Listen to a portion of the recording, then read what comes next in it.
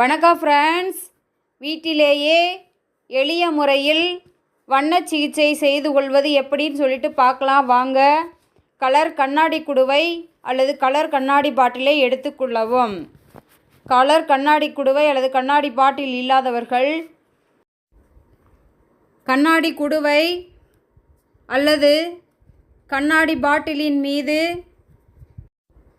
Colour polythene கவரை சுற்றி அதை தண்ணீரால் நிரப்பி காலை நேரத்தில் சூரிய ஒளி படும்படியாக வைத்து 1 மணி நேரத்திற்கு ஒரு முறை பருகி வரும் பொழுது பல்வேறு வகையான நோய்கள் குணமடைகின்றது.